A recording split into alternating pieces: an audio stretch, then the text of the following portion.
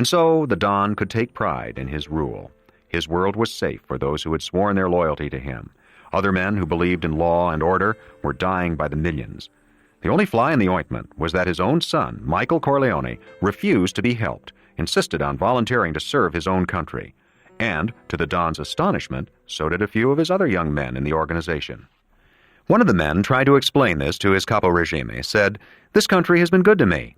Upon this story being relayed to the Don, he said angrily to the capo regime, "I have been good to him." It might have gone badly for these people, but as he had excused his son Michael, so must he excuse other young men who so misunderstood their duty to their Don and to themselves. At the end of World War II, Don Corleone knew that again his world would have to change its ways, that it would have to fit itself more snugly into the ways of the other, larger world. He believed he could do this with no loss of profit. There was reason for this belief in his own experience. What had put him on the right track were two personal affairs. Early in his career, the then-young Nazarene, only a baker's helper planning to get married, had come to him for assistance. He and his future bride, a good Italian girl, had saved their money and had paid the enormous sum of $300 to a wholesaler of furniture recommended to them. This wholesaler had let them pick out everything they wanted to furnish their tenement apartment, a fine, sturdy bedroom set with 2 bureaus and lamps. Also, the living room set of heavy stuffed sofa and stuffed armchairs, all covered with rich, gold-threaded fabric. Nazarene and his fiancée had spent a happy day picking out what they wanted from the huge warehouse crowded with furniture.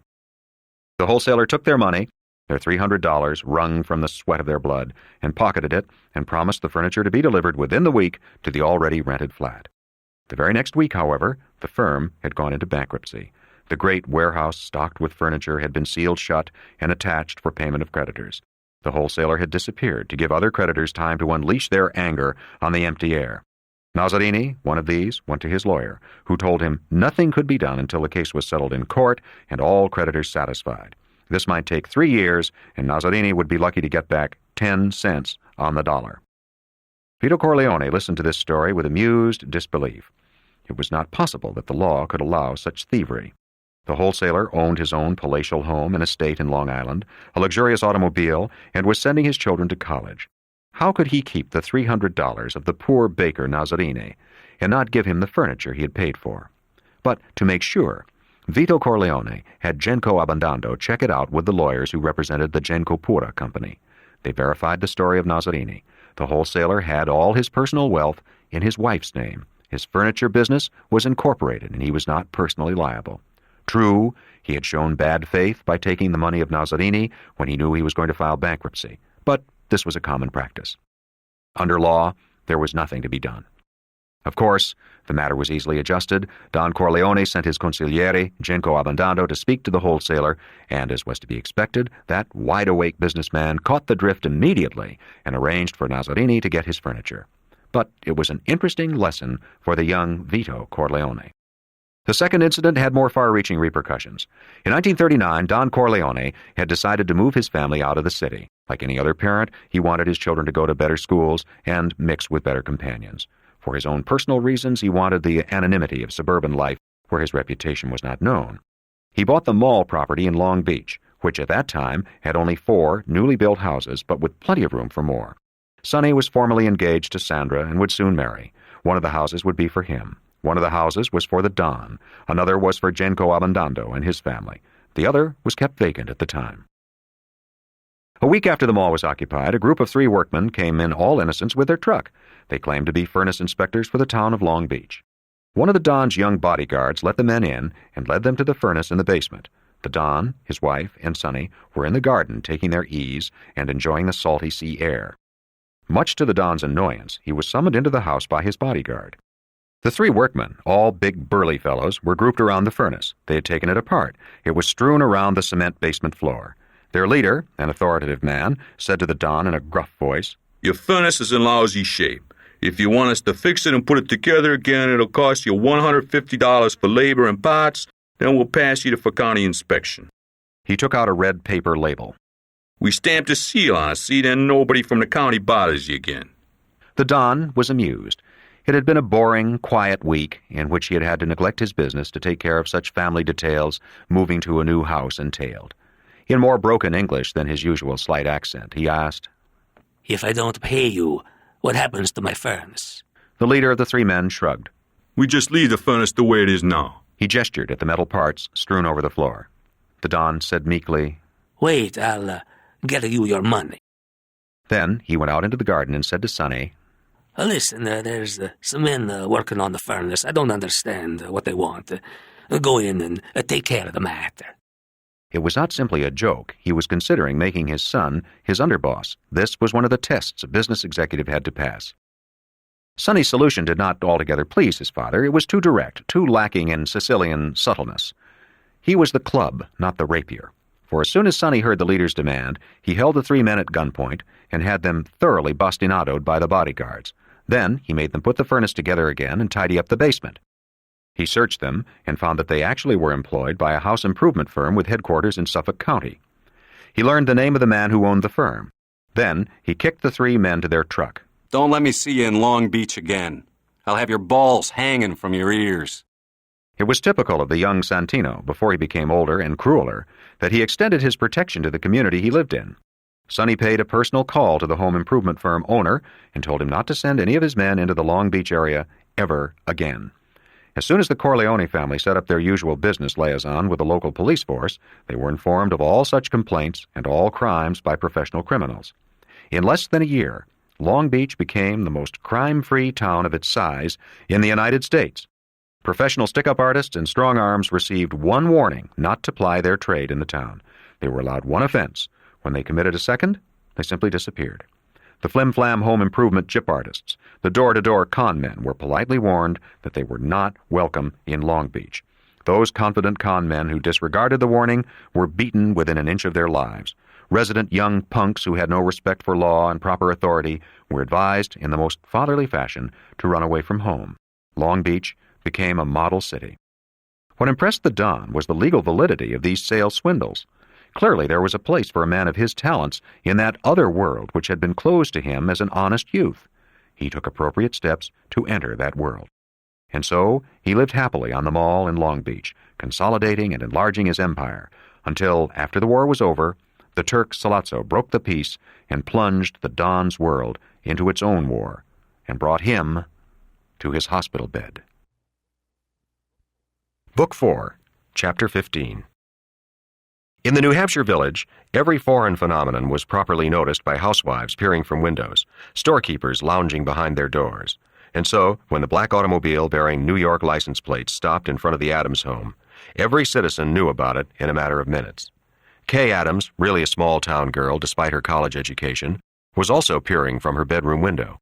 She had been studying for her exams and preparing to go downstairs for lunch when she spotted the car coming up the street, and for some reason, she was not surprised when it rolled to a halt in front of her lawn. Two men got out, big burly men who looked like gangsters in the movies to her eyes, and she flew down the stairs to be the first at the door. She was sure they came from Michael or his family, and she didn't want them talking to her father and mother without any introduction. It wasn't that she was ashamed of any of Mike's friends, she thought. It was just that her mother and father were old-fashioned New England Yankees and wouldn't understand her even knowing such people. She got to the door just as the bell rang, and she called to her mother. I'll get it. She opened the door, and the two big men stood there. One reached inside his breast pocket like a gangster reaching for a gun, and the move so surprised Kay that she let out a little gasp. But the man had taken out a small leather case, which he flapped open to show an identification card. I'm Detective John Phillips from the New York Police Department. He motioned to the other man, a dark-complexioned man with very thick, very black eyebrows. This is my partner, Detective Sirianni. Are you Miss Kay Adams? Kay nodded. May we come in and talk to you for a few minutes? It's about Michael Corleone. She stood aside to let them in. At that moment, her father appeared in the small side hall that led to his study. Kay, what is it? Her father was a gray-haired, slender, distinguished-looking man who not only was the pastor of the town Baptist church, but had a reputation in religious circles as a scholar. Kay really didn't know her father well. He puzzled her, but she knew he loved her, even if he gave the impression he found her uninteresting as a person. Though they had never been close, she trusted him. So she said simply, These men are detectives from New York. They want to ask me questions about a boy I know. Mr. Adams didn't seem surprised. Why don't we go into my study? We'd rather talk to your daughter alone, Mr. Adams. That depends on Kay, I think. My dear, would you rather speak to these gentlemen alone, or would you prefer to have me present? Or perhaps your mother? Kay shook her head. I'll talk to them alone. You can use my study. Will you stay for lunch? The two men shook their heads. Kay led them into the study. They rested uncomfortably on the edge of the couch as she sat in her father's big leather chair. Detective Phillips opened the conversation. Miss Adams, have you seen or heard from Michael Corleone at any time in the last 3 weeks? The one question was enough to warn her. 3 weeks ago, she had read the Boston newspapers with their headlines about the killing of a New York police captain and a narcotics smuggler named Virgil Salazzo. The newspaper had said it was part of the gang war involving the Corleone family. Kay shook her head. No, the last time I saw him he was going to see his father in the hospital. That was perhaps a month ago. The other detective said in a harsh voice, We know all about that meeting. Have you seen or heard from him since then? No. If you do have contact with him, we'd like you to let us know. It's very important we get to talk to Michael Corleone. I must warn you that if you do have contact with him, you may be getting involved in a very dangerous situation. If you help him in any way, you may get yourself in very serious trouble. Kay sat up very straight in the chair. Why shouldn't I help him? We're going to be married. Married people help each other. It was Detective Sirianni who answered her. If you help, you may be an accessory to murder. We're looking for your boyfriend because he killed a police captain in New York, plus an informer the police officer was contacting. We know Michael Corleone is the person who did the shooting. Kay laughed. Her laughter was so unaffected, so incredulous, that the officers were impressed. Mike wouldn't do anything like that. He never had anything to do with his family. When we went to his sister's wedding, it was obvious that he was treated as an outsider, almost as much as I was.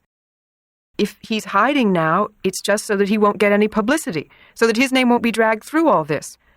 Mike is not a gangster. I know him better than you, or anybody else can know him. He's too nice a man to do anything as despicable as murder. He is the most law-abiding person I know, and I've never known him to lie. How long have you known him? Over a year. Kay was surprised when the two men smiled. I think there are a few things you should know. On the night he left you, he went to the hospital. When he came out, he got into an argument with a police captain who had come to the hospital on official business. He assaulted that police officer, but got the worst of it. In fact, he got a broken jaw and lost some teeth. His friends took him out to the Corleone family houses at Long Beach. The following night, the police captain he had to fight with was gunned down, and Michael Corleone disappeared. Vanished. We have our contacts, our informers. They all point the finger at Michael Corleone, but we have no evidence for a court of law. The waiter who witnessed the shooting doesn't recognize a picture of Mike, but he may recognize him in person. And we have Salazzo's driver, who refuses to talk, but we might make him talk if we have Michael Corleone in our hands. So we have all our people looking for him. The FBI is looking for him. Everybody's looking for him. So far, no luck. So we thought you might be able to give us a lead. I don't believe a word of it. But she felt a bit sick, knowing the part about Mike getting his jaw broken must be true. Not that that would make Mike commit murder. Will you let us know if Mike contacts you? Kay shook her head. The other detective, Sirianni, said roughly, We know you two have been shacking up together. We have the hotel records and witnesses. If we let that information slip to the newspapers, your father and mother will feel pretty lousy. Real respectable people like that wouldn't think much of a daughter shacking up with a gangster. If you don't come clean right now, I'll call your old man in here and give it to him straight. Kay looked at him with astonishment. Then she got up and went to the door of the study and opened it. She could see her father standing at the living room window, sucking at his pipe. She called out, Dad, can you join us? He turned, smiled at her, and walked to the study. When he came through the door, he put his arm around his daughter's waist and faced the detectives. Yes, gentlemen? When they didn't answer, Kay said coolly to Detective Sirianni. Give it to him straight, officer. Sirianni flushed. Mr. Adams, I'm telling you this for your daughter's good. She's mixed up with a hoodlum we have reason to believe committed a murder on a police officer. I'm just telling her she can get into serious trouble unless she cooperates with us. But she doesn't seem to realize how serious this whole matter is. Maybe you can talk to her. That is quite incredible. Sirianni jutted his jaw. Your daughter and Michael Corleone have been going out together for over a year. They have stayed overnight in hotels together, registered as man and wife. Michael Corleone is wanted for questioning in the murder of a police officer. Your daughter refuses to give us any information that may help us. Those are the facts. You can call them incredible, but I can back everything up. I don't doubt your word, sir. What I find incredible is that my daughter could be in serious trouble. Unless you're suggesting that she is a, Here, his face became one of scholarly doubt. a mall, I believe it's called? Kay looked at her father in astonishment. She knew he was being playful in his donnish way, and she was surprised that he could take the whole affair so lightly. However, rest assured that if the young man shows his face here, I shall immediately report his presence to the authorities, as will my daughter. And now, if you will forgive us, our lunch is growing cold. He ushered the men out of the house with every courtesy and closed the door on their backs, gently but firmly. He took Kay by the arm and led her toward the kitchen, far in the rear of the house. Come, my dear, your mother is waiting lunch for us. By the time they reached the kitchen, Kay was weeping silently, out of relief from strain at her father's unquestioning affection. In the kitchen, her mother took no notice of her weeping, and Kay realized that her father must have told her about the two detectives. She sat down at her place, and her mother served her silently. When all three were at the table, her father said grace with bowed head. Mrs. Adams was a short, stout woman, always neatly dressed, hair always set. Kay had never seen her in disarray. Her mother, too, had always been a little disinterested in her, holding her at arm's length. And she did so now. Kay, stop being so dramatic. I'm sure it's all a great deal of fuss about nothing at all. After all, the boy was a Dartmouth boy. He couldn't possibly be mixed up in anything so sordid. Kay looked up in surprise. How did you know Mike went to Dartmouth? You young people are so mysterious. You think you're so clever. We've known about him all along, but of course we couldn't bring it up until you did. But how did you know? She still couldn't face her father, now that he knew about her and Mike sleeping together. So she didn't see the smile on his face. We opened your mail, of course. Kay was horrified and angry. Now she could face him. What he had done was more shameful than her own sin. She could never believe it of him. Father, you didn't. You couldn't have. Mr. Adams smiled at her. I debated which was the greater sin, opening your mail or going in ignorance of some hazard my only child might be incurring. The choice was simple and virtuous. Between mouthfuls of boiled chicken, Mrs. Adams said, After all, my dear, you are terribly innocent for your age. We had to be aware, and you never spoke about him. For the first time, Kay was grateful that Michael was never affectionate in his letters. She was grateful that her parents hadn't seen some of her letters. I never told you about him because I thought you'd be horrified about his family. We were. By the way, has Michael gotten in touch with you? Kay shook her head. I don't believe he's guilty of anything. She saw her parents exchange a glance over the table. Then Mr. Adams said gently, If he's not guilty, and he's vanished, then perhaps something else happened to him. At first, Kay didn't understand. Then she got up from the table and ran to her room.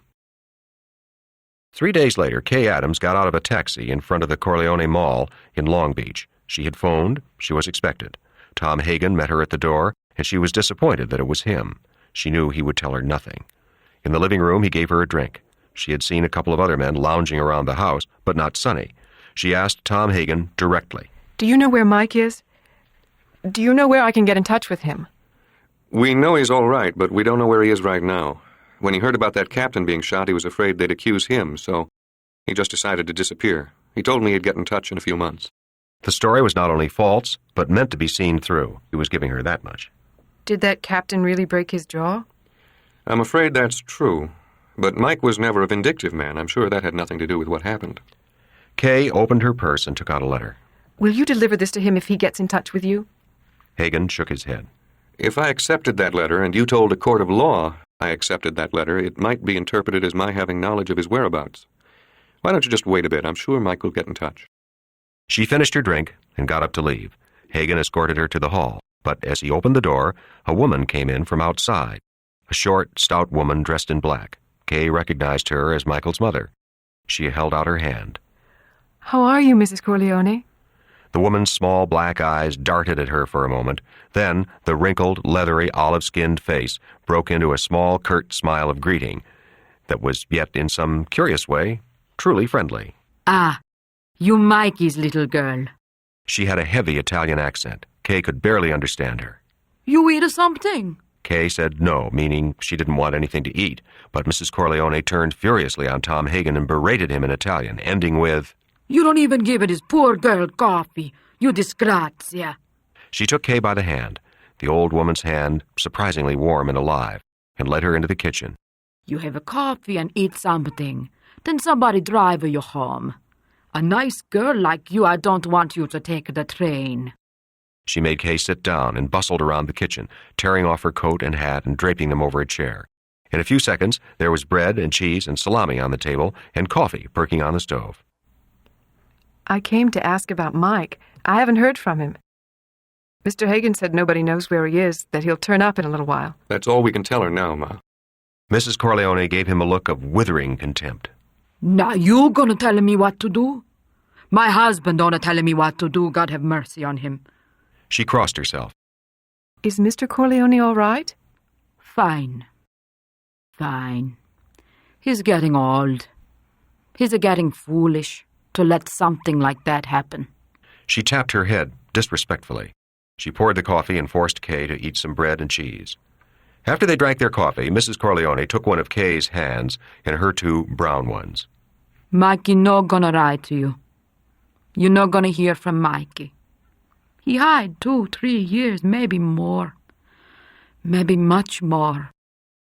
You go home to your family and find a nice young fellow and get married. Kay took the letter out of her purse.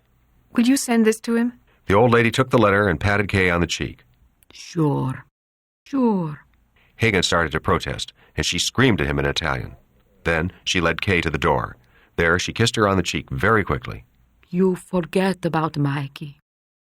He no the man for you anymore. There was a car waiting for her with 2 men up front. They drove her all the way to her hotel in New York, never saying a word. Neither did Kay. She was trying to get used to the fact that the young man she had loved was a cold-blooded murderer, and that she had been told by the most unimpeachable source, his mother. Chapter 16. Carlo Rizzi was punk sore at the world. Once married into the Corleone family, he'd been shunted aside with a small bookmaker's business on the Upper East Side of Manhattan. He'd counted on one of the houses in the mall on Long Beach. He knew the Don could move retainer families out when he pleased, and he had been sure it would happen, and he would be on the inside of everything. But the Don wasn't treating him right. The great Don, he thought with scorn. An old mustache Pete who'd been caught out on the street by gunmen like any dumb small-time hood. He hoped the old bastard croaked. Sonny had been his friend once, and if Sonny became the head of the family, maybe he'd get a break. Get on the inside. He watched his wife pour his coffee. Christ, what a mess she turned out to be. 5 months of marriage and she was already spreading, besides blowing up, real guinea broads, all these Italians in the East. He reached out and felt Connie's soft, spreading buttocks. She smiled at him, and he said contemptuously, "You got more ham than a hog." It pleased him to see the hurt look on her face, the tears springing into her eyes. She might be the daughter of the great Don, but she was his wife. She was his property now, and he could treat her as he pleased. It made him feel powerful that one of the Corleones was his doormat. He had started her off just right. She had tried to keep that purse full of money presents for herself, and he had given her a nice black eye and taken the money from her. Never told her what he'd done with it either. That might have really caused some trouble. Even now, he felt just the slightest twinge of remorse. Christ, he'd blown nearly 15 grand on a track and showgirl bimbos. He could feel Connie watching his back, and so he flexed his muscles as he reached for the plate of sweet buns on the other side of the table. He just polished off ham and eggs, but he was a big man and needed a big breakfast. He was pleased with the picture he knew he presented to his wife. Not the usual greasy, dark ginzo husband, but crew-cut blonde, huge golden-haired forearms and broad shoulders and thin waist. And he knew he was physically stronger than any of those so-called hard guys that worked for the family. Guys like Clemenza, Tessio, Rocco Lampone, and that guy Paulie that somebody had knocked off. He wondered what the story was about that. Then, for some reason, he thought about Sonny. Man to man, he could take Sonny, he thought, even though Sonny was a little bigger and a little heavier. But what scared him was Sonny's rep. Though he himself had never seen Sonny anything but good-natured and kidding around. Yeah, Sonny was his buddy. Maybe with the old Don gone, things would open up. He dawdled over his coffee. He hated this apartment. He was used to the bigger living quarters of the West, and in a little while he would have to go cross town to his book to run the noontime action. It was a Sunday, the heaviest action of the week, what with baseball going already and the tail end of basketball and the night trotters starting up. Gradually, he became aware of Connie bustling around behind him. and he turned his head to watch her. She was getting dressed up in the real New York City Ginzo style that he hated. A silk flower-patterned dress with belt, showy bracelet and earrings, flouncy sleeves. She looked 20 years older. Where the hell are you going? She answered him coldly. To see my father out in Long Beach. He still can't get out of bed, and he needs company. Carlo was curious. Is Sonny still running the show? Connie gave him a bland look. What show? He was furious. You lousy little guinea bitch. Don't talk to me like that, or I'll beat that kid right out of your belly. She looked frightened, and this enraged him even more. He sprang from his chair and slapped her across the face, the blow leaving a red welt. With quick precision, he slapped her 3 more times. He saw her upper lip split bloody and puff up. That stopped him. He didn't want to leave a mark. She ran into the bedroom and slammed the door, and he heard the key turning in the lock. He laughed and returned to his coffee. He smoked until it was time for him to dress. He knocked on the door and said, Open it up before I kick it in. There was no answer. Come on, I gotta get dressed. He could hear her getting up off the bed and coming toward the door. Then the key turned in the lock. When he entered, she had her back to him, walking back toward the bed, lying down on it with her face turned away to the wall. He dressed quickly and then saw she was in her slip. He wanted her to go visit her father. He hoped she would bring back information. What's the matter? A few slaps take all the energy out of you? She was a lazy slut. I don't want to go. Her voice was tearful, the words mumbled. He reached out impatiently and pulled her around to face him. And then he saw why she didn't want to go and thought maybe it was just as well. He must have slapped her harder than he figured. Her left cheek was blown up, the cut upper lip ballooned, grotesquely puffy and white beneath her nose. Okay, but I won't be home until late. Sunday's my busy day. He left the apartment and found a parking ticket on his car, a $15 green one. He put it in the glove compartment with the stack of others. He was in a good humor. Slapping the spoiled little bitch around always made him feel good. It dissolved some of the frustration he felt at being treated so badly by the Corleones. The first time he had marked her up, he'd been a little worried. She'd gone right out to Long Beach to complain to her mother and father and to show her black eye. He had really sweated it out. But when she came back, she had been surprisingly meek, the dutiful little Italian wife.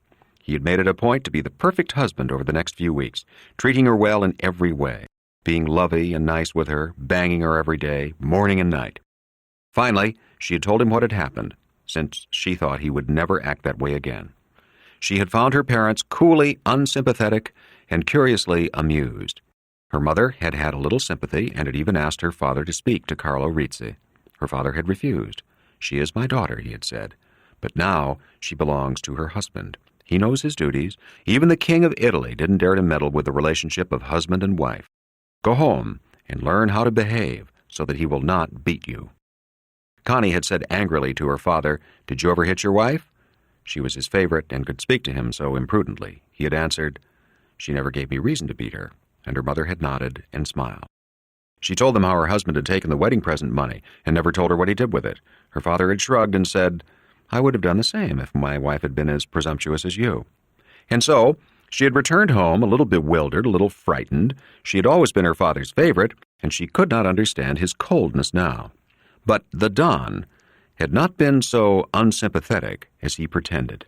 He made inquiries and found out what Carlo Rizzi had done with the wedding present money.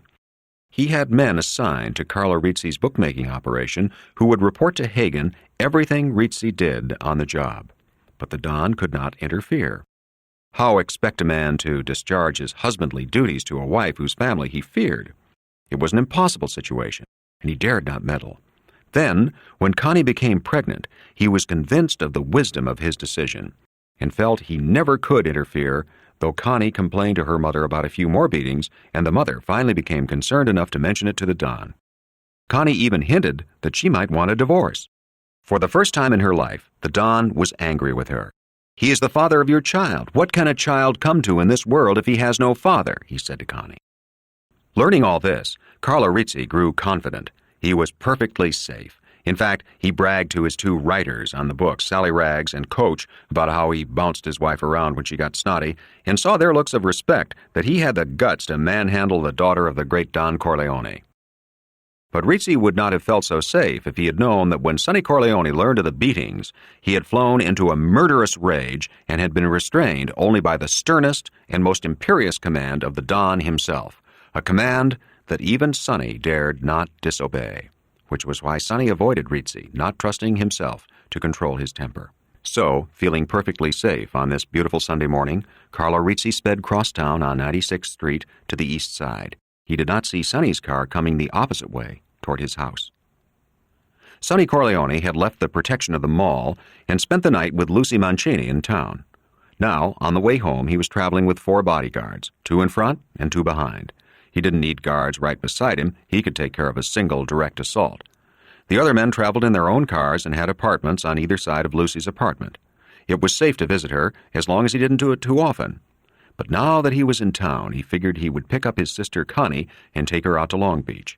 He knew Carlo would be working at his book, and the cheap bastard wouldn't get her a car, so he'd give his sister a lift out. He waited for the 2 men in front to go into the building and then followed them. He saw the 2 men in back pull up behind his car and get out to watch the streets. He kept his own eyes open. It was a 1,000,000-to-1 shot that the opposition even knew he was in town, but he was always careful. He had learned that in the 1930s war. He never used elevators. They were death traps. He climbed the 8 flights to Connie's apartment, going fast. He knocked on her door. He had seen Carlo's car go by and knew she would be alone. There was no answer. He knocked again, and then he heard his sister's voice, frightened, timid. Who is it? The fright in the voice stunned him. His kid sister had always been fresh and snotty, tough as anybody in the family. What the hell had happened to her? It's Sonny. The bolt inside slid back, and the door opened, and Connie was in his arms, sobbing. He was so surprised, he just stood there. He pushed her away from him and saw her swollen face, and he understood what had happened. He pulled away from her to run down the stairs and go after her husband. Rage flamed up in him, contorting his own face. Connie saw the rage and clung to him, not letting him go, making him come into the apartment. She was weeping out of terror now. She knew her older brother's temper and feared it. She had never complained to him about Carlo for that reason. Now she made him come into the apartment with her. It was my fault. I started a fight with him and I tried to hit him, so he hit me. He really didn't try to hit me that hard. I walked into it. Sonny's heavy, cupid face was under control. You going to see the old man today? She didn't answer, so he added, I thought you were, so I dropped over to give you a lift. I was in the city anyway. She shook her head. I don't want them to see me this way. I'll come next week. Okay. He picked up her kitchen phone and dialed a number. I'm getting a doctor to come over here and take a look at you and fix you up. In your condition, you have to be careful. How many months before you have the kid? 2 months. Sonny, please don't do anything. Please don't. Sonny laughed. His face was cruelly intent. Don't worry, I won't make your kid an orphan before he's born. He left the apartment after kissing her lightly on her uninjured cheek. On East 112th Street, a long line of cars were double parked in front of a candy store that was the headquarters of Carlo Rizzi's book. On the sidewalk in front of the store, fathers played catch with small children they had taken for a Sunday morning ride and to keep them company as they placed their bets. When they saw Carlo Rizzi coming, they stopped playing ball and bought their kids ice cream to keep them quiet. Then they started studying the newspapers that gave the starting pitchers, trying to pick out winning baseball bets for the day. Carlo went into the large room in the back of the store. His 2 writers, a small wiry man called Sally Rags and a big husky fellow called Coach, were already waiting for the action to start. They had their huge lined pads in front of them ready to write down bets. On a wooden stand was a blackboard with the names of the 16 big league baseball teams chalked on it, paired to show who was playing against who. Against each pairing was a blocked-out square to enter the odds. Carlo asked Coach, Is the store phone tapped today? Coach shook his head. Tap is still off. Carlo went to the wall phone and dialed a number. Sally Rags and Coach watched him impassively as he jotted down the line, the odds on all baseball games for that day. They watched him as he hung up the phone and walked over to the blackboard and chalked up the odds against each game. Though Carlo did not know it, they had already gotten the line and were checking his work. In the first week in his job, Carlo had made a mistake in transposing the odds onto the blackboard and had created that dream of all gamblers, a middle. That is, by betting the odds with him and then betting against the same team with another bookmaker at the correct odds, the gambler could not lose. The only one who could lose was Carlo's book.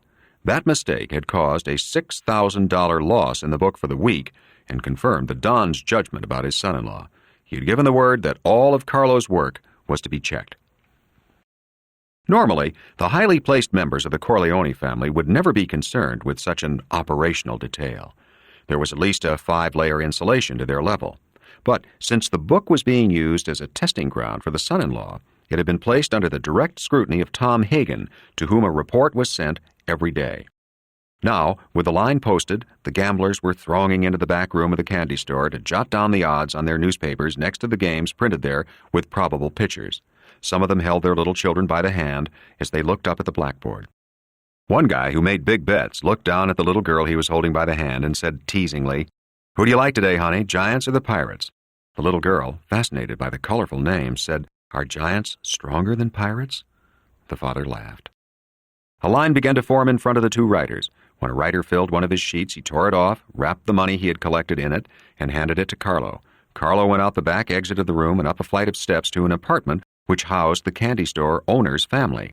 He called in the bets to his central exchange and put the money in a small wall safe that was hidden by an extended window drape. Then he went back down into the candy store after having first burned the bet sheet and flushed its ashes down the toilet bowl. None of the Sunday games started before 2 p.m. because of the blue laws. So, after the first crowd of bettors, family men who had to get their bets in and rush home to take their families to the beach, came the trickling of bachelor gamblers or the diehards who condemned their families to Sundays in the hot city apartments. These bachelor bettors were the big gamblers. They bet heavier and came back around 4 o'clock to bet the second games of doubleheaders. They were the ones who made Carlo's Sundays a full-time day with overtime, though some married men called in from the beach to try and recoup their losses. By 1:30, the betting had trickled off, so that Carlo and Sally Rags could go out and sit on the stoop beside the candy store and get some fresh air. They watched the stickball game the kids were having. A police car went by. They ignored it. This book had very heavy protection at the precinct and couldn't be touched on a local level. A raid would have to be ordered from the very top, and even then, a warning would come through in plenty of time. Coach came out and sat beside them. They gossiped a while about baseball and women. Carlo said laughingly, I had to bat my wife around again today, teach her who's boss. Coach said casually, She's knocked up pretty big now, ain't she? Yeah, I just slapped her face a few times. I didn't hurt her. He brooded for a moment. She thinks she can boss me around. I don't stand for that. There were still a few bettors hanging around, shooting the breeze, talking baseball, some of them sitting on the steps above the two writers and Carlo. Suddenly, the kids playing stickball in the street scattered. A car came screeching up the block into a halt in front of the candy store. It stopped so abruptly that the tires screamed, and before it had stopped, almost, a man came hurtling out of the driver's seat, moving so fast that everybody was paralyzed. The man was Sonny Corleone.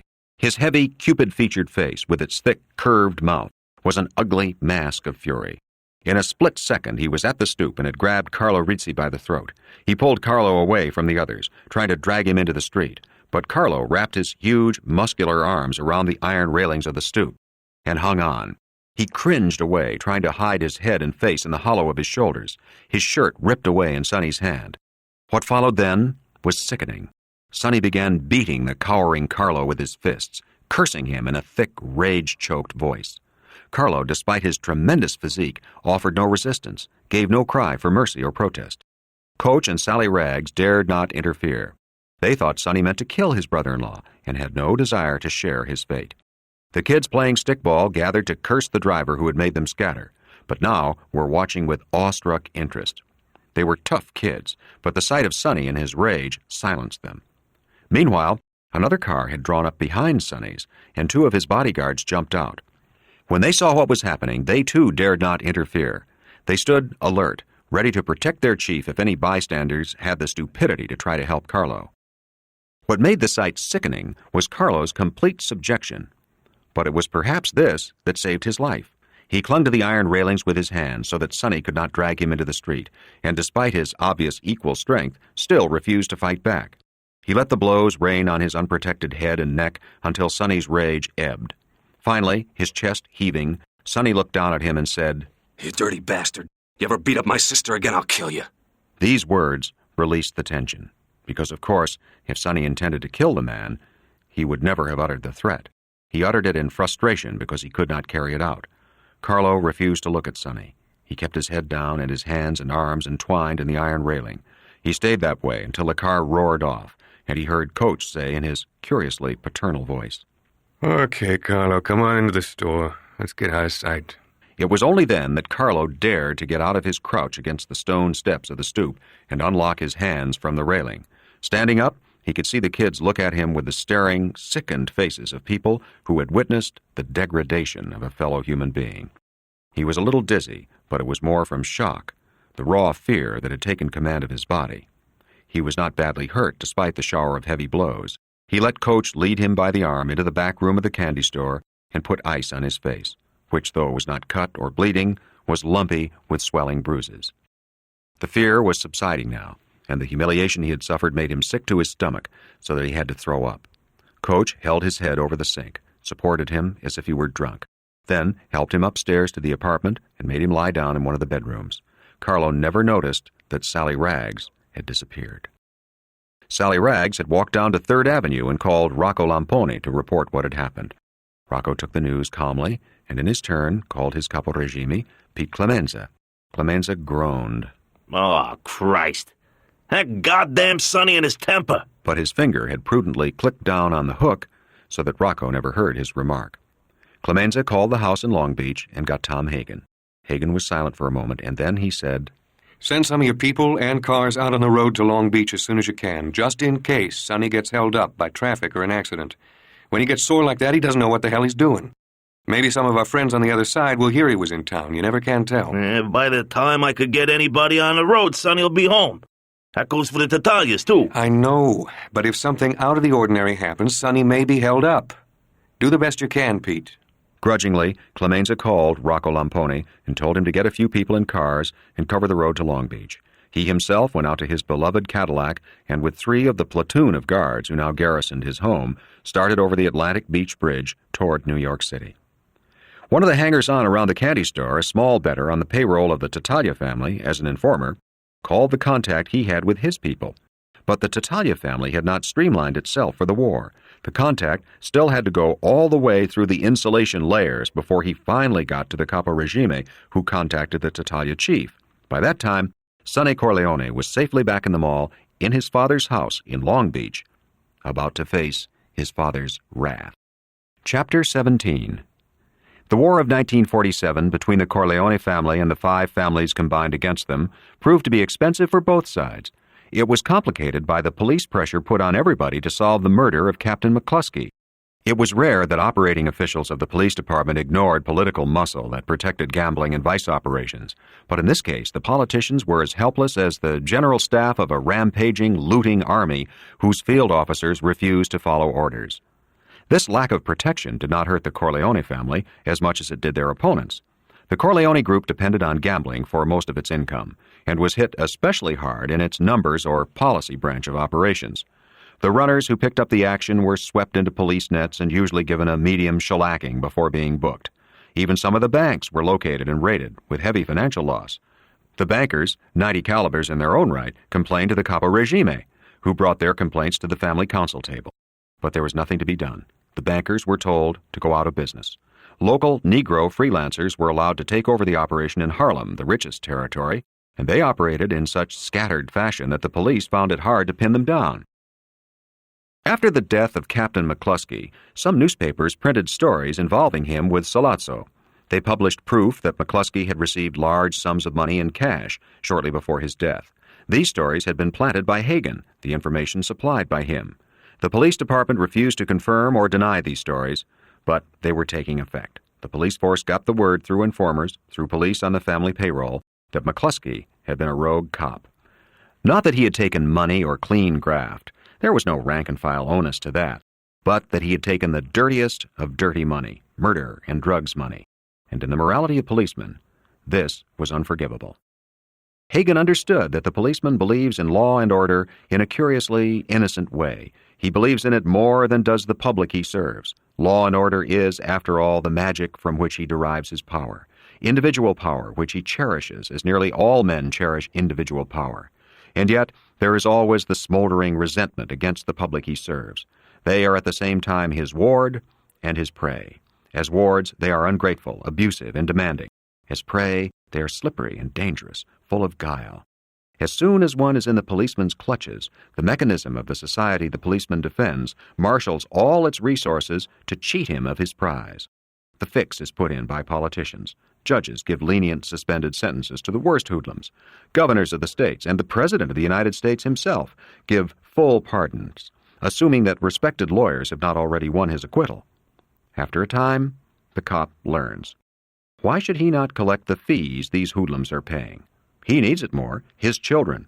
Why should they not go to college? Why shouldn't his wife shop in more expensive places? Why shouldn't he himself get the sun with a winter vacation in Florida? After all, he risks his life, and that is no joke. But usually, he draws the line against accepting dirty graft. He will take money to let a bookmaker operate. He will take money from a man who hates getting parking tickets or speeding tickets. He will allow call girls and prostitutes to ply their trade for a consideration. These are vices natural to man. But usually, he will not take a payoff for drugs, armed robberies, rape, murder, and other assorted perversions. In his mind, these attack the very core of his personal authority and cannot be countenanced. The murder of a police captain was comparable to regicide. But when it became known that McCluskey had been killed while in the company of a notorious narcotics peddler, when it became known that he was suspected of conspiracy to murder, the police desire for vengeance began to fade. Also, after all, there were still mortgage payments to be made, cars to be paid off, children to be launched into the world. Without their sheet money, policemen had to scramble to make ends meet. Unlicensed peddlers were good for lunch money. Parking ticket payoffs came to nickels and dimes. Some of the more desperate even began shaking down suspects, homosexuals, assaults, and batteries, in the precinct squad rooms. Finally, the brass relented. They raised the prices and let the families operate. Once again, the payoff sheet was typed up by the precinct bagman, listing every man assigned to the local station and what his cut was each month. Some semblance of social order was restored. It had been Hagen's idea to use private detectives to guard Don Corleone's hospital room. These were, of course, supplemented by the much more formidable soldiers of Tessio's regime. But Sonny was not satisfied even with this. By the middle of February, when the Don could be moved without danger, he was taken by ambulance to his home in the mall. The house had been renovated so that his bedroom was now a hospital room with all equipment necessary for any emergency. Nurses, specially recruited and checked, had been hired for round-the-clock care, and Dr. Kennedy, with the payment of a huge fee, had been persuaded to become the physician in residence to this private hospital, at least until the Don would need only nursing care. The mall itself was made impregnable. Button men were moved into the extra houses, the tenants sent on vacations to their native villages in Italy, all expenses paid. Freddie Corleone had been sent to Las Vegas to recuperate, and also to scout out the ground for a family operation in the luxury hotel gambling casino complex that was springing up. Las Vegas was part of the West Coast Empire, still neutral, and the Don of that empire had guaranteed Freddie's safety there. The New York Five families had no desire to make more enemies by going into Vegas after Freddie Corleone. They had enough trouble on their hands in New York. Dr. Kennedy had forbade any discussion of business in front of the Don. This edict was completely disregarded. The Don insisted on the Council of War being held in his room. Sonny, Tom Hagen, Pete Clemenza, and Tessio gathered there the very first night of his homecoming. Don Corleone was too weak to speak much, but he wished to listen and exercise veto powers. When it was explained that Freddie had been sent to Las Vegas to learn the gambling casino business, he nodded his head approvingly. When he learned that Bruno Tattaglia had been killed by Corleone button men, he shook his head and sighed. But what distressed him most of all was learning that Michael had killed Salazzo and Captain McCluskey and had then been forced to flee to Sicily. When he heard this, he motioned them out, and they continued the conference in the corner room that held the law library. Sonny Corleone relaxed in the huge armchair behind the desk. I think we'd better let the old man take it easy for a couple of weeks, until a doc says he can do business. He paused. I'd like to have it going again before he gets better. We had the go-ahead from the cops to operate. The first thing is the policy banks in Harlem. The black boys up there had their fun. Now we have to take it back. They screwed up the works, but good, just like they usually do when they run things. A lot of their runners didn't pay off winners. They drive up in Cadillacs and tell their players they gotta wait for their dough, or maybe just pay them half what they win. I don't want any runner looking rich to his players. I don't want them dressing too good. I don't want them driving new cars. I don't want them welching on paying a winner. And I don't want any freelancers staying in business. They give us a bad name. Tom, let's get that project moving right away. Everything else will fall in line as soon as you send out the word that the lid is off. There are some very tough boys up in Harlem. They got a taste of the big money. They won't go back to being runners or sub-bankers again. Sonny shrugged. Just give their names to Clemenza. That's his job. Straighten them out. It was Tessio who brought up the most important question. Once we start operating, the 5 families start their raids. They'll hit our bankers in Harlem and our bookmakers on the east side. They may even try to make things tough for the garment center outfits we service. This war is going to cost a lot of money.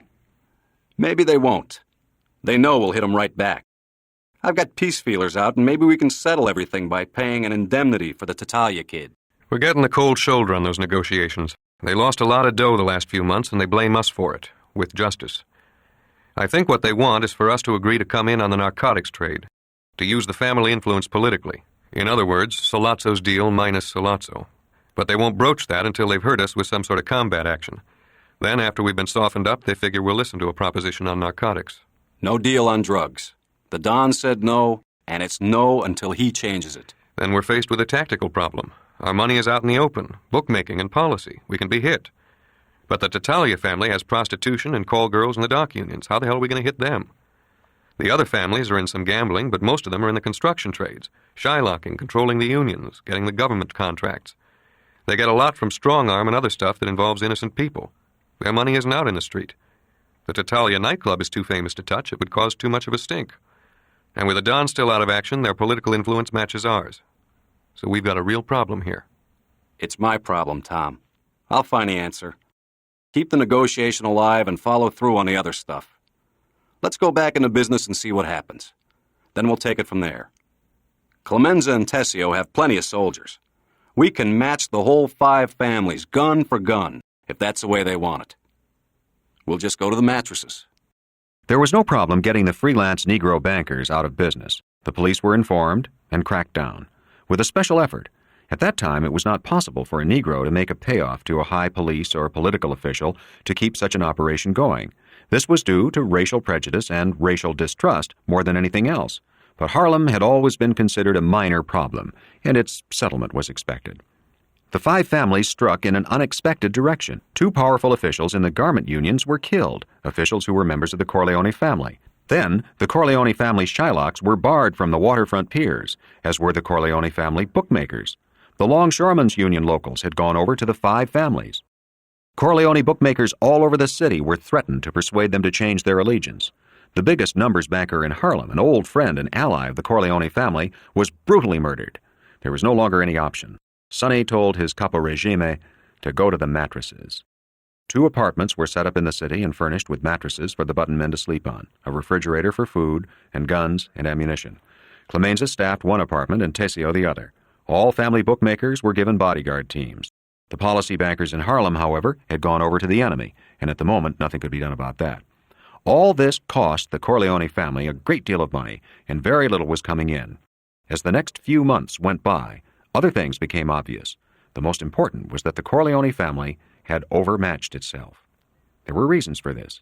With the Don still too weak to take a part, a great deal of the family's political strength was neutralized. Also, the last 10 years of peace had seriously eroded the fighting qualities of the 2 capo regime, Clemenza and Tessio. Clemenza was still a competent executioner and administrator, but he no longer had the energy or the youthful strength to lead troops. Tessio had mellowed with age and was not ruthless enough. Tom Hagen, despite his abilities, was simply not suited to be a consigliere in a time of war. His main fault was that he was not a Sicilian.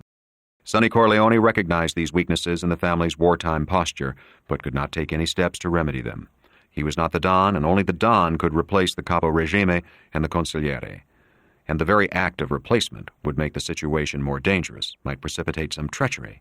At first, Sonny had thought of fighting a holding action until the Don could become well enough to take charge. But with the defection of the policy bankers, the terrorization of the bookmakers, the family position was becoming precarious. He decided to strike back. But he decided to strike right at the heart of the enemy. He planned the execution of the heads of the 5 families in one grand tactical maneuver.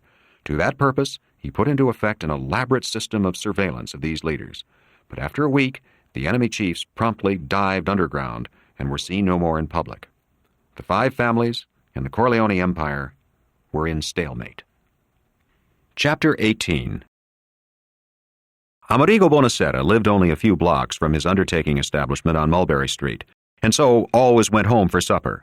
Evenings he returned to his place of business, dutifully joining those mourners paying their respects to the dead who lay in state in his somber parlors. He always resented the jokes made about his profession, the macabre technical details, which were so unimportant. Of course, none of his friends or family or neighbors would make such jokes. Any profession was worthy of respect to men who for centuries earned bread by the sweat of their brows. Now, at supper with his wife in their solidly furnished apartment, gilt statues of the Virgin Mary with their red-glassed candles flickering on the sideboard, Bonacera lit a Camel cigarette and took a relaxing glass of American whiskey. His wife brought steaming plates of soup to the table. The two of them were alone now. He had sent his daughter to live in Boston with her mother's sister, where she could forget her terrible experience and her injuries at the hands of the two ruffians Don Corleone had punished. As they ate their soup, his wife asked, "Are you going back to work tonight?" Amerigo Bonacera nodded. His wife respected his work, but did not understand it. She did not understand that the technical part of his profession was the least important. She thought, like most other people, that he was paid for his skill in making the dead look so lifelike in their coffins. And indeed, his skill in this was legendary. But even more important, even more necessary, was his physical presence at the wake. When the bereaved family came at night to receive their blood relatives and their friends beside the coffin of their loved one, they needed Amerigo Bonacera with them. For he was a strict chaperone to death. His face always grave, yet strong and comforting, his voice unwavering, yet muted to a low register, he commanded the mourning ritual. He could quiet grief that was too unseemly. He could rebuke unruly children whose parents had not the heart to chastise. Never cloying in the tender of his condolences, yet never was he offhand. Once a family used Amerigo Bonacera to speed a loved one on, they came back to him again and again, and he never, never deserted one of his clients on that terrible last night above ground. Usually, he allowed himself a little nap after supper. Then he washed and shaved afresh, talcum powder generously used to shroud the heavy black beard. A mouthwash, always. He respectfully changed into fresh linen, white gleaming shirt, the black tie, a freshly pressed dark suit, dull black shoes, and black socks. And yet the effect was comforting instead of somber. He also kept his hair dyed black, an unheard-of frivolity in an Italian male of his generation, but not out of vanity. Simply because his hair had turned a lively pepper and salt, a color which struck him as unseemly for his profession. After he finished his soup, his wife placed a small steak before him with a few forkfuls of green spinach, oozing yellow oil. He was a light eater. When he finished this, he drank a cup of coffee and smoked another Camel cigarette. Over his coffee, he thought about his poor daughter. She would never be the same. Her outward beauty had been restored, but there was a look of a frightened animal in her eyes that had made him unable to bear the sight of her. And so they had sent her to live in Boston for a time. Time would heal her wounds. Pain and terror was not so final as death, as he well knew. His work made him an optimist. He had just finished the coffee when his phone in the living room rang. His wife never answered it when he was home, so he got up and drained his cup and stubbed out his cigarette. As he walked to the phone, he pulled off his tie and started to unbutton his shirt, getting ready for his little nap. Then he picked up the phone and said with quiet courtesy, "Hello?" The voice on the other end was harsh, strained. "This is Tom Hagen. I'm calling for Don Corleone at his request." Amerigo Bonacera felt the coffee churning sourly in his stomach, felt himself going a little sick. It was more than a year since he had put himself in the debt of the Don to avenge his daughter's honor, and in that time the knowledge that he must pay that debt had receded. He had been so grateful seeing the bloody faces of those two ruffians that he would have done anything for the Don. But time erodes gratitude more quickly than it does beauty. Now Bonacera felt the sickness of a man faced with disaster. "Yes, I understand. I'm listening." He was surprised at the coldness in Hagen's voice. The consigliere had always been a courteous man, though not Italian, but now he was being rudely brusque. "You owe the Don a service. He has no doubt that you will repay him, that you will be happy to have this opportunity. In 1 hour, not before, perhaps later, he will be at your funeral parlor to ask for your help. Be there to greet him. Don't have any people who work for you there. Send them home. If you have any objections to this, speak now and I'll inform Don Corleone. He has other friends who can do him this service." Amerigo Bonacera almost cried out in his fright. "How can you think I would refuse the Godfather? Of course I'll do anything he wishes. I haven't forgotten my debt. I'll go to my business immediately, at once. Hagen's voice was gentler now, but there was something strange about it. Thank you. The Don never doubted you. The question was mine. Oblige him tonight, and you can always come to me in any trouble. You'll earn my personal friendship. This frightened Amerigo Bonacera even more.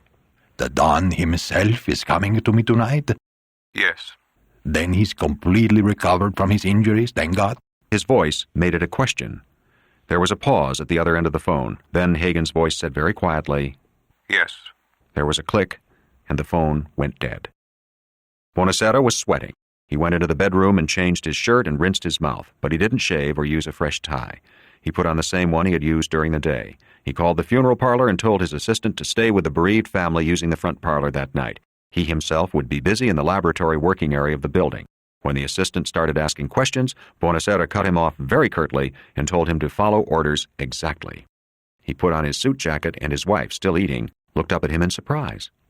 I have work to do. She did not dare question him because of the look on his face. Bonacera went out of the house and walked the few blocks to his funeral parlor. This building stood by itself on a large lot with a white picket fence running all around it. There was a narrow roadway leading from the street to the rear, just wide enough for ambulances and hearses. Bonacera unlocked the gate and left it open. Then he walked to the rear of the building and entered it through the wide door there. As he did so, he could see mourners already entering the front door of the funeral parlor to pay their respects to the current corpse. Many years ago, when Bonacera had bought this building from an undertaker planning to retire, there had been a stoop of about 10 steps that mourners had to mount before entering the funeral parlor. This had posed a problem. Old and crippled mourners determined to pay their respects had found the steps almost impossible to mount. So the former undertaker had used the freight elevator for these people, a small metal platform that rose out of the ground beside the building. The elevator was for coffins and bodies. It would descend underground, then rise into the funeral parlor itself, so that a crippled mourner would find himself rising through the floor beside the coffin as other mourners moved their black chairs aside to let the elevator rise through the trapdoor. Then, when the crippled or aged mourner had finished paying his respects, the elevator would again come up through the polished floor to take him down and out again. Amerigo Bonacera had found this solution to the problem unseemly and penny-pinching. So he had the front of the building remodeled, the stoop done away with, and a slightly inclining walk put in its place. But of course the elevator was still used for coffins and corpses. In the rear of the building, cut off from the funeral parlor and reception rooms by a massive soundproof door, was the business office, the embalming room, a storeroom for coffins, and a carefully locked closet holding chemicals and the awful tools of his trade. Bonacera went to the office, sat at his desk, and lit up a Camel, one of the few times he had ever smoked in this building. Then he waited for Don Corleone. He waited with a feeling of the utmost despair, for he had no doubt as to what services he would be called upon to perform. For the last year, the Corleone family had waged war against the 5 great mafia families of New York, and the carnage had filled the newspapers. Many men on both sides had been killed. Now the Corleone family had killed somebody so important that they wished to hide his body, make it disappear, and what better way than to have it officially buried by a registered undertaker? And Amerigo Bonacera had no illusions about the act he was to commit. He would be an accessory to murder.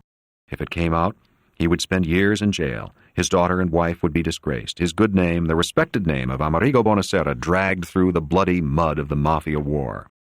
He indulged himself by smoking another Camel. And then he thought of something even more terrifying. When the other mafia families found out that he had aided the Corleones, they would treat him as an enemy. They would murder him. And now he cursed the day he had gone to the Godfather and begged for his vengeance. He cursed the day his wife and the wife of Don Corleone had become friends. He cursed his daughter and America and his own success. And then his optimism returned. It could all go well. Don Corleone was a clever man. Certainly everything had been arranged to keep the secret. He had only to keep his nerve. For, of course, the one thing more fatal than any other was to earn the Don's displeasure.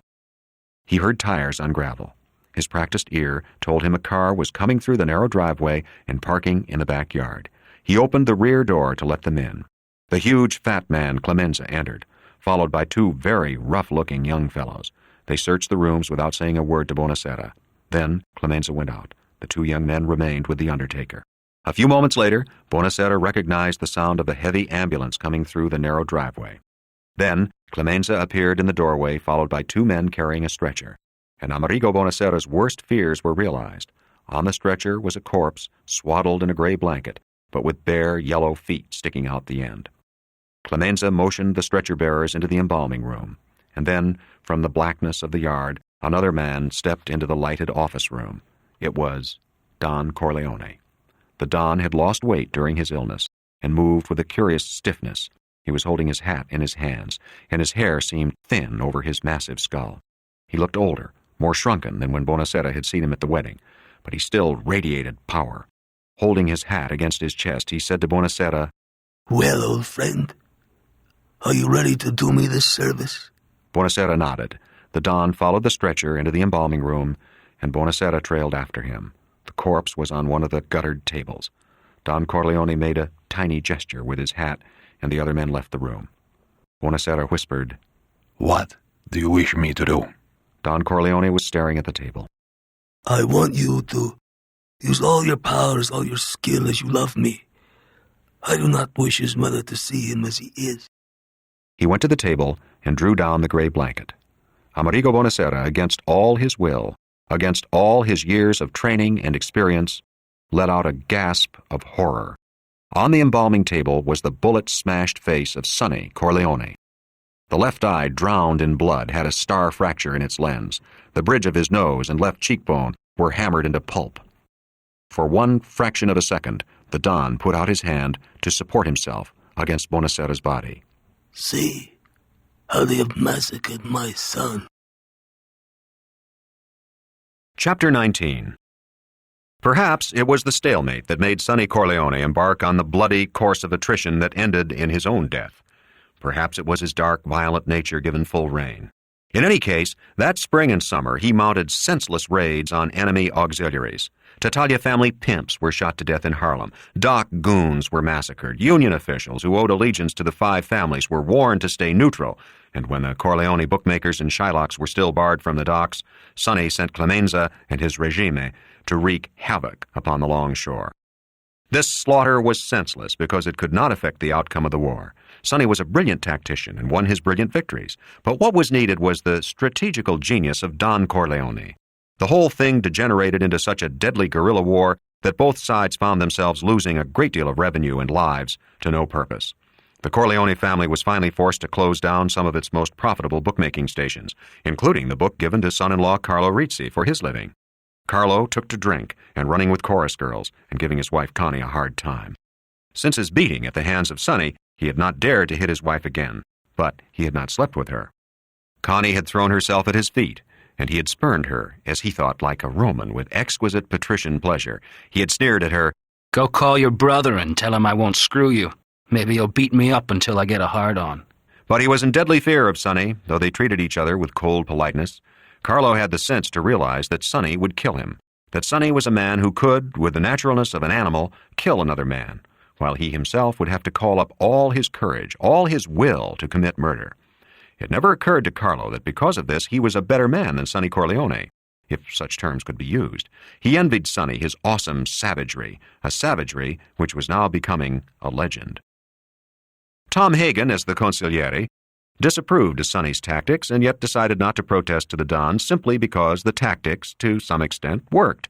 The five families seemed to be cowed, finally, as the attrition went on, and their counterblows weakened and finally ceased altogether. Hagen at first distrusted this seeming pacification of the enemy, but Sonny was jubilant. "I'll pour it on, and then those bastards will come begging for a deal." Sonny was worried about other things. His wife was giving him a hard time because the rumors had gotten to her that Lucy Mancini had bewitched her husband. And though she joked publicly about her Sonny's equipment and technique, he had stayed away from her too long, and she missed him in her bed, and she was making life miserable for him with her nagging. In addition to this, Sonny was under the enormous strain of being a marked man. He had to be extraordinarily careful in all his movements, and he knew that his visits to Lucy Mancini had been charted by the enemy. But here, he took elaborate precautions, since this was the traditional vulnerable spot. He was safe there. Though Lucy had not the slightest suspicion, she was watched 24 hours a day by men of the Santino regime, and when an apartment became vacant on her floor, it was immediately rented by one of the most reliable men of that regime. The Don was recovering and would soon be able to resume command. At that time, the tide of battle must swing to the Corleone family. This Sonny was sure of. Meanwhile, he would guard his family's empire, earn the respect of his father, and, since the position was not hereditary to an absolute degree, cement his claim as heir to the Corleone empire. But the enemy was making its plans. They, too, had analyzed the situation and had come to the conclusion that the only way to stave off complete defeat was to kill Sonny Corleone. They understood the situation better now and felt it was possible to negotiate with the Don, known for his logical reasonableness. They had come to hate Sonny for his bloodthirstiness, which they considered barbaric. Also, not good business sense. Nobody wanted the old days back again with all its turmoil and trouble. One evening, Connie Corleone received an anonymous phone call, a girl's voice, asking for Carlo. Who is this? The girl on the other end giggled. I'm a friend of Carlo's. I just wanted to tell him I can't see him tonight. I have to go out of town. You lousy bitch! You lousy tramp bitch! There was a click on the other end. Carlo had gone to the track for that afternoon, and when he came home in the late evening, he was sore at losing and half drunk from the bottle he always carried. As soon as he stepped into the door, Connie started screaming curses at him. He ignored her and went in to take a shower. When he came out, he dried his naked body in front of her and started dolling up to go out. Connie stood with hands on hips, her face pointy and white with rage. You're not going any place. Your girlfriend called and said she can't make it tonight. You lousy bastard! You have the nerve to give your whores my phone number! I'll kill you, you bastard! She rushed at him, kicking and scratching. He held her off with one muscular forearm. You're crazy. But she could see he was worried, as if he knew the crazy girl he was screwing would actually pull such a stunt. She was kidding around, some nut. Connie ducked around his arm and clawed at his face. She got a little bit of his cheek under her fingernails. With surprising patience, he pushed her away. She noticed he was careful because of her pregnancy, and that gave her the courage to feed her rage. She was also excited. Pretty soon, she wouldn't be able to do anything. The doctor had said no sex for the last 2 months, and she wanted it before the last 2 months started. Yet her wish to inflict a physical injury on Carlo was very real, too. She followed him into the bedroom. She could see he was scared, and that filled her with contemptuous delight. You're staying home. You're not going out. Okay. He was still undressed, only wearing his shorts. He liked to go around the house like that. He was proud of his V-shaped body, the golden skin. Connie looked at him hungrily. He tried to laugh. You gonna give me something to eat at least? That mollified her, his calling on her duties, one of them at least. She was a good cook. She'd learned that from her mother. She sautéed veal and peppers, preparing a mixed salad while the pan simmered. Meanwhile, Carlo stretched out on his bed to read the next day's racing form. He had a water glass full of whiskey beside him, which he kept sipping at. Connie came into the bedroom. She stood in the doorway as if she could not come close to the bed without being invited. Food is on the table. Still reading the racing form, he said, I'm not hungry yet. It's on the table. Stick it up your ass. He drank off the rest of the whiskey in the water glass, tilted the bottle to fill it again. He paid no more attention to her. Connie went into the kitchen, picked up the plates filled with food, and smashed them against the sink. The loud crashes brought Carlo in from the bedroom. He looked at the greasy veal and peppers splattered all over the kitchen walls, and his finicky neatness was outraged. You filthy guinea spoiled brat. Clean that up right now or I'll kick the shit out of you. Like hell I will. She held her hands like claws, ready to scratch his bare chest to ribbons. Carlo went back into the bedroom, and when he came out he was holding his belt doubled in his hand. Clean it up.